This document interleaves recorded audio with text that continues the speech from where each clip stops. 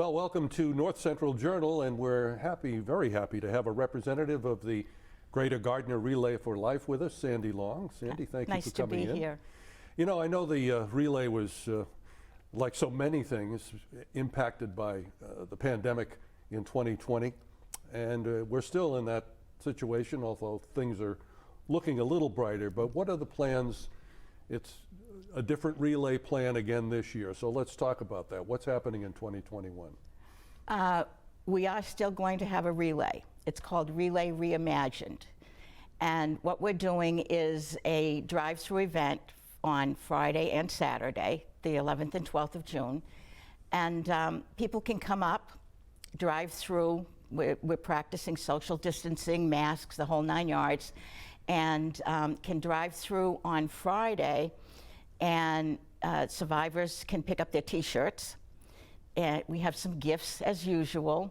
We have a person on our committee who for many, many years has made the cakes for us at the survivor reception, and she is donating cupcakes, so you know they're going to be good for our survivors and caregivers. And then and our marvelous Mickey, I love her to pieces. She comes up with the most fabulous ideas for survivors. She's got some gifts for them, activities to do. And then they can drive on through, keep on driving through, and go to the Luminaria ceremony, which is the ceremony where we light bags in honor of people who have lost their battle or people who are continuing to fight. And we did that last year, a drive-through. We had over 90 cars driving through, so it was awesome. So this year we expect more. And you can just drive through very slowly and see the people that we have lost to this horrible disease, and those that are still fighting. And we should mention that this is, as usual, going to be staged at Mount Wachusett Community College. Exactly. Friday the 11th, June 11th. The drive-through events are between 5 and 7, is that correct? Exactly, 5 and 7. And then the luminary is right after that. After that, yeah. We have to let it get dark so the bags yeah. can do really their thing. shine out there. The drive-through last year was fantastic.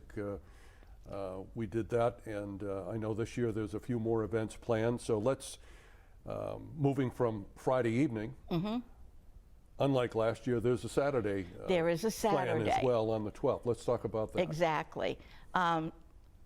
This year we're going to, one of our team captains thought it would be nice to have like a float. So what we're going to do is we're opening it up to about 10. We have room for about 10 floats.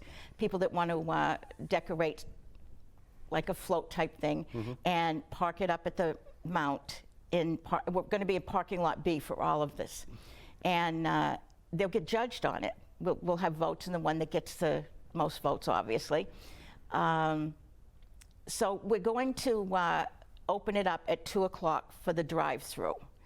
And there'll be signs and everything. It's you go one way Friday night, and then we're going to turn it around Saturday, so that we're making sure that there's no blockage on Green Street, and that there's miscommunication about where cars should go, or traffic jams, if you will. And there'll be at 2 o'clock we'll start, and there'll be like a greeter, and we'll hand out maps of what's going on where. And then we'll have, I think it's 7 stations set up. You can turn in money. Your teams can turn in money to Ernie. You can pick up kids' activities at one of the stations. We're going to have Steve Wendell from WGAW is going to be there, and he's going to be taking some pictures of the cars and the people in the cars, and doing maybe a little bit of an interview. There'll be, let's see, what else is there? Oh, of course, Mickey in the Survivor Station. And she's got some plans for that also. She has gifts for survivors, cupcakes if they're left over, all kinds of things. And survivors can get their T-shirts on Saturday as well? Yes. And it's just going to be a wonderful thing to be together again, because Relay is like a family. It's like part of your family. And not being with them for like 2 years, other than on Zoom, is just going to be fantastic. And I just want people, I'm going off the script a little bit because it's a little bit difficult for people to realize, oh, okay, we're not doing relay per se, but we still have to collect the money somehow. You can still do some kind of a fundraiser, Sure. We're up to $20,000 right now, so people are doing something.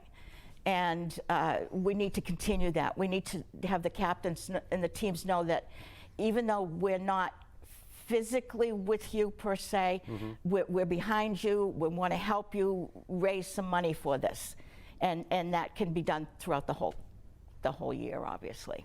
We should mention that the Friday events at Mount Wachusett Community College, this is all drive-through. You don't park your car and get out. Exactly. You remain in your vehicle. That's between 2 and 4 p.m. on Saturday? On Saturday, it's 2 to 4. Yep.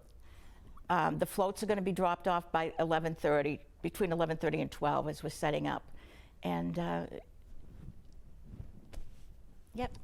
I know there's a special part of the relay that every year, when we have that normal relay, there's a very special ceremony for survivors.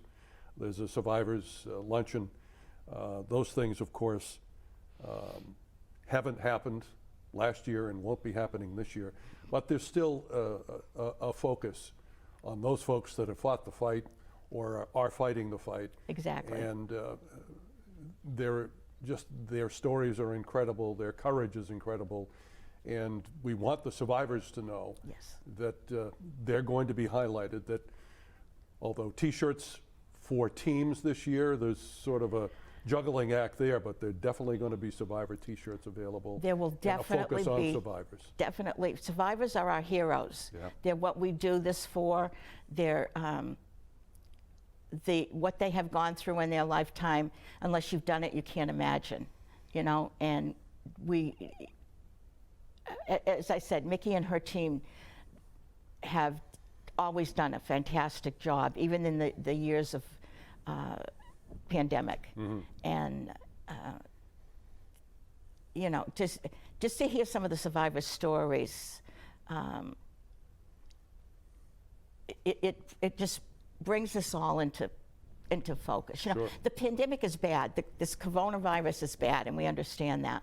But cancer has been around for a very long time, and what people don't realize is that a lot of people say, you've been raising money for so long, where's the money going? The money's going to research, but it also goes into patient care. And there's a lot more people living longer with the cancer. And so therefore then there needs to be more programs and more patient care and follow-ups and things like that. So a lot of that money is also going to those programs that are out there, And that's why it's very important to back the June 11th and 12th relay this year with your money and your presence. So we'll run that down for folks again. June 11th, the first day of the 2-day event.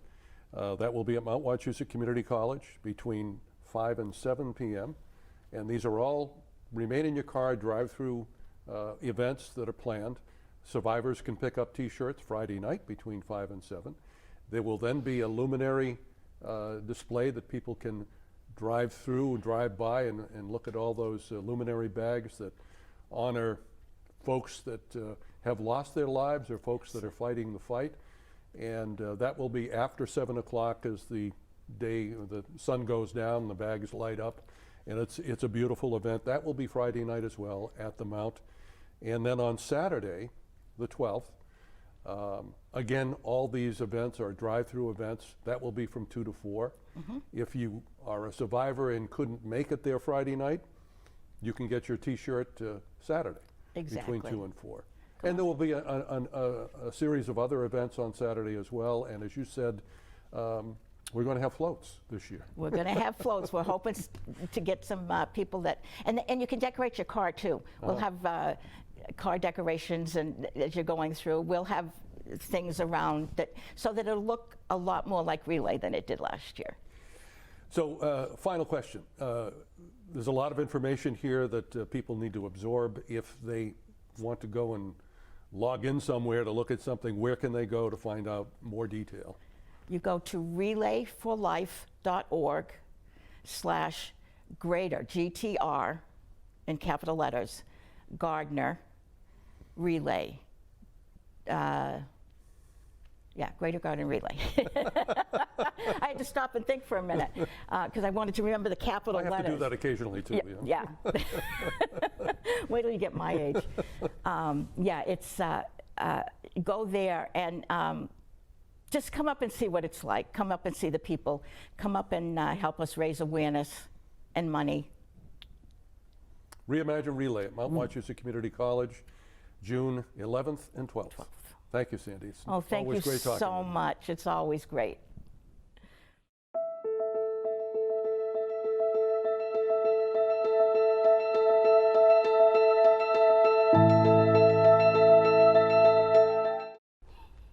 And welcome again to North Central Journal. We're very pleased to have with us Michele Marino, who is the Veteran Services, is it director, administrator? What is the correct title? Well, the Michele? correct title is a commissioner. Commissioner, okay. Commissioner. Commissioner, it's nice talking to you. I think it's rather pompous. Could we just have a little bit of your background and what brought you into this position here in Fitchburg? Well, I am a Army veteran, Gulf War era, and I injured my ankles in basic training, so I collect what they called a disability, which enabled me to go to school with folk rehab, one of the VA's programs. And I was allowed, when you're going to a school, you're allowed to do what they call a work study. And the only catch is you have to be working with veterans. So at that time, I was living in Clinton, and the VSO in Clinton, they didn't have any help. He had just retired, the administrator had just retired, so I was like, hey, free help. So that's how I wound up doing it. Clinton at one time was a district with Berlin, Bolton, a bunch of towns. And the gentleman that took over only wanted Clinton.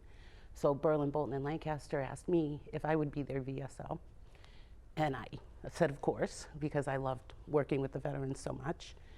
And I was with them for 7 years part-time. And then when Fitchburg came open, I came here.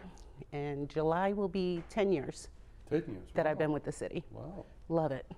Well, that's quick 10 years too, Oh, I would imagine.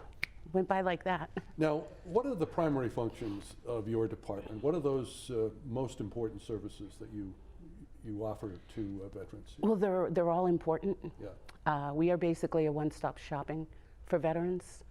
I help with file what they call disability claims. Basically, if somebody gets injured while they're in the service, we file a claim with the VA, help them get into the health care, educational benefits, help them with their certificate of eligibility for home loans, anything you can imagine.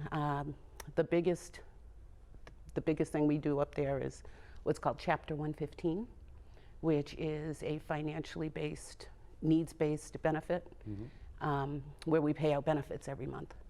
So.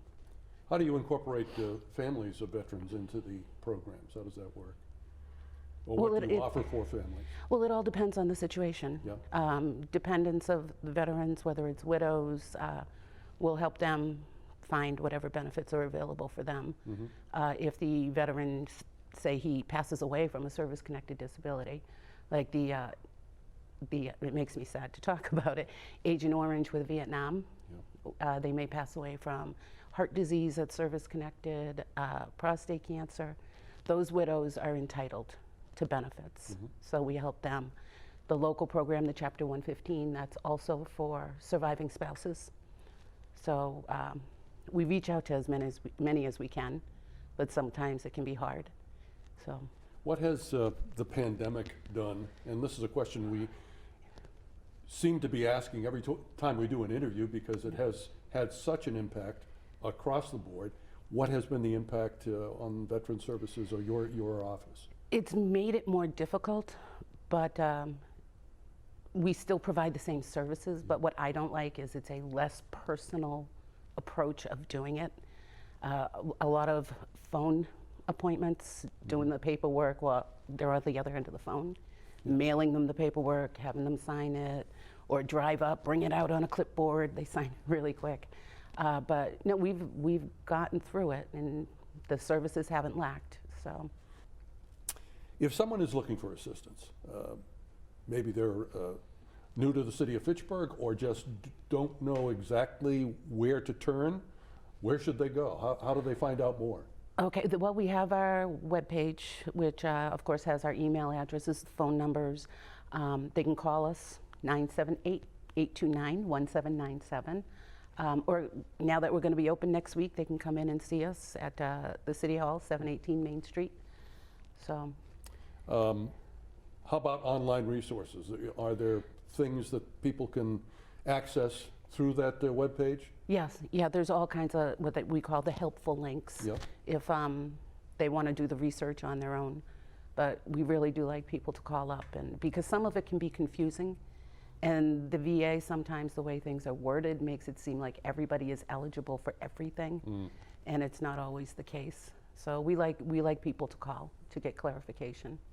Now, your office, not only do you concentrate on veterans and their needs, but you have other responsibilities. And let's just talk briefly about, for example, Veterans Day, Memorial Day, some of those things that where we honor our veterans. What kinds of responsibilities do you have there? Well, along with the help of the Fitchburg Veterans Council, we put on Memorial Day, Veterans Day. We have an annual 5K that we put on that is a fundraiser for, and actually I'd like to talk about that. It's called Friends of Fitchburg Veterans, which is a one-time emergency relief fund for up to $1,000. And you have to have an honorable discharge, and you have to be a resident of Fitchburg, so a veteran. So it's a great program because we can help people in ways that there's really no other help out there. I like to talk about one of the first people we helped. He did a couple of tours and came back, and he really didn't have his stuff together. And he got some parking tickets, wasn't paying his excise tax. So he got his license taken, well, whatever they call it, revoked for all that. Well, he finally got his stuff together. He got the help he needed. He got a job out at the VA Bedford Hospital, but he was taking MART. So sometimes he was late. He couldn't stay long if they wanted him to. And he had a vehicle, he just couldn't get it on the road. So actually somebody from DVS, Department of Veteran Services out in Boston, Massachusetts, the Mass Department, they called me up and they're like, well, do you know any way we can help this guy? So I talked to him, and of course we get bank statements and we do the vetting to make sure he didn't just blow his money at Foxwoods. So no, I personally went to the DMV and paid off about $900 in fees and fines and all that. He had his license back within a couple of days, and he was good to go. Sometimes it's just a little bit of help, and this fund keeps you from, stealing from Peter to pay Paul. We've paid rent, we've filled oil tanks, car repairs. And when is that 5K scheduled for? Yeah, hard to say, right? Right now, we don't know. The last 6 years, it's been called the Patriots Day 5K, because it's usually Patriots Day weekend. But last year we wound up having to push it off, and then we wound up having it in June, but it was a virtual, so it didn't do so well. So we're changing the name of it, and it's going to be the Veterans Council 5K, and we're hoping to have it in September, if allowed by protocol. It depends on COVID. So. Well, Michele, it's nice meeting you, nice talking with you, And you too. Thank you very much for everything you do for our veterans. Once again, a phone number and a website where people can go to get more information. Okay, well, the phone number, 978-829-1797. And if they go to the city webpage, there's a link on there for the Veterans Department. And you'll find all kinds of information on there. Information about the banners. I don't know if you noticed the banners up and down Main Street. We're doing that program. We still have the Memorial Walkway, the bricks that we are doing. So, yeah, everything's on there. Well, thank you again. Nice meeting you, and Thank you. go Veterans. Go Veterans, all of you.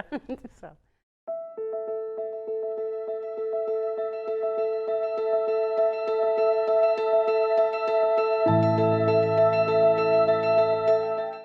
And welcome again to North Central Journal. I'm very pleased to be joined by Brandon Brigel, who represents ClearPath for Veterans New England. Hello, how I've are never you? heard of it before, and for folks watching, relatively new. You're only like 4 years old, right? Yeah, we started in 2017. So we're a nonprofit based out of Devens, Massachusetts. And we're modeled after our sister agency, ClearPath for Veterans, and they're based out of New York. So they were established around 2010.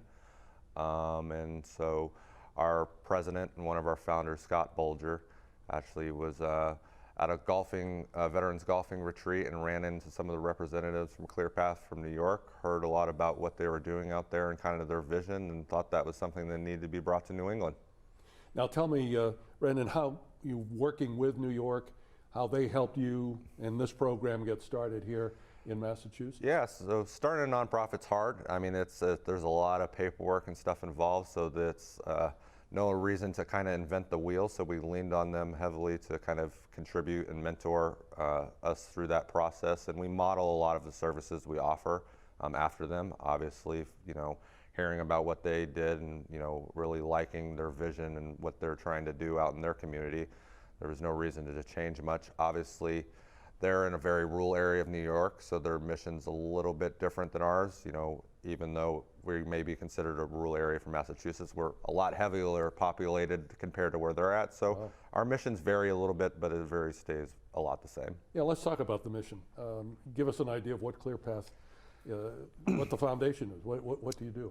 Really, it's just we really want to offer a safe place for veterans to come through that is both driven around wellness, recreation, and resources. So it's unfortunate that a lot of services that are offered to veterans are very word of mouth and not in one place. So we're trying to create a place that's centralized to this area for any veterans to come to learn about different resources that they may have access to, different programs as far as like different recreational activities that other nonprofits may host for retreats and stuff.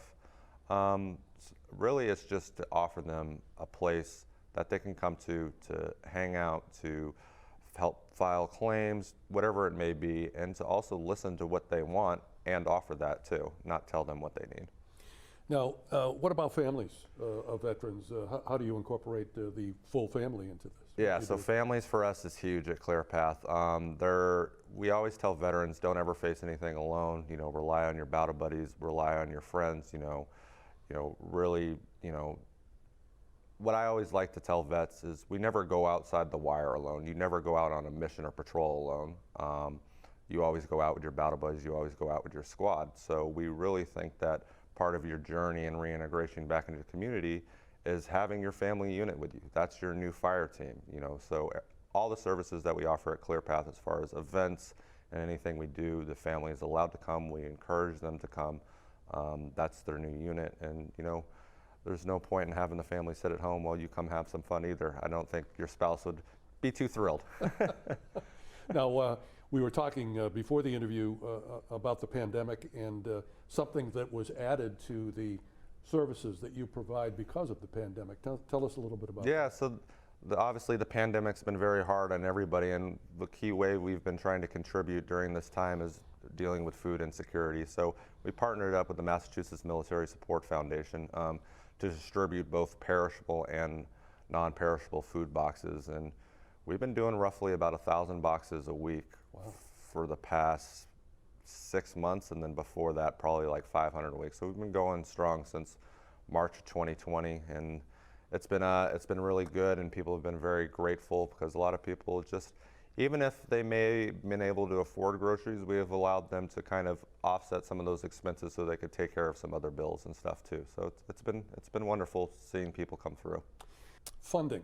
You're a nonprofit, but you need money to do what you do. Yes, we do. How does that happen, and where does the bulk of your funding come from? So we have some state grants that we were able to acquire last year that some were associated with the pandemic. We get some other corporate and nonprofit grants, and a lot of it's donations too.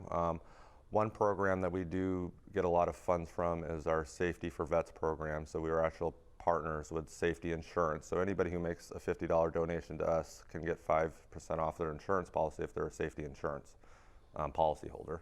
So we get a lot of income that way. But really, for a lot of our recreational, our positive engagement activities, kind of as I like to call them, those rely heavily on personal donations to fund those programs. Unfortunately, a lot of the funding out there is related to helping veterans deal with some negative issues that they may be going through, which is good. It's great to have some of those programs, but we really try to focus on adding positive things in your life, and that we don't need to know everything that's wrong with you. We feel that if we can just add some positivity in there, that naturally you'll get rid of negativity. So it's kind of been our focus, but unfortunately, lots of funding doesn't support that, so we rely heavily on donations to support some of those programs. Now, do you work closely with veterans organizations within communities? Yes, so we really believe it's a team effort, just with veteran agencies and non-veteran agencies.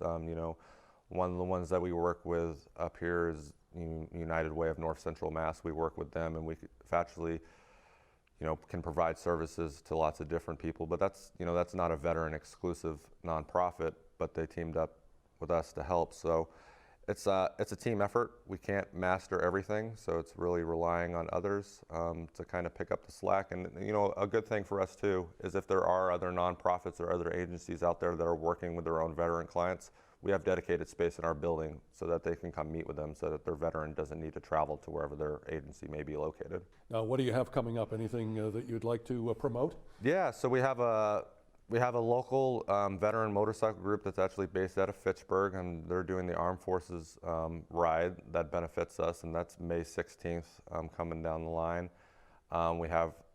We sell tickets right now for our Ducky Wucky race, and basically what that is, that's with a bunch of the local Rotaries and Air, Harvard and stuff, and Shirley. What they do is they sell tickets to, you basically buy a ticket and you can win a dinner for two anywhere in the world. And what they do is they take this big front end loader full of rubber ducks and they dump it over a bridge into the lake, and whatever duck gets to the end that has your name on it with your ticket number, you're the winner. So it's pretty cool and exciting. And then we have our golf, our red, white, and blue golf, I'm drawing a blank. Tournament? Golf tournament, that's the word I was looking for. Yeah, sometimes the words escape me. Our golf tournament at the end of September, and then we have our own Ride the Path motorcycle ride that's in the beginning of September as well. So, and a bunch of different other things, periodically, especially once our driveway gets repaved. We just got done renovating our building this year, so few last things to finish up. But we'll have motorcycle nights there. We also do barbecue dinner socials outside when it's nice, or lunch socials. We have a breakfast coming up this Friday, so for veterans and their family members, 8:30, come by the building and have a free pancake breakfast and just spend some time with each other. And our big thing is no agenda, just come have a good time, and if you need something, ask, and we're not going to tell you need something if you don't want it. It's Clear Path for Veterans New England. Yes. Brandon Brigel, thank you very much. It's great talking with you, and we thank you very much for everything you're doing. It's great talking with you too.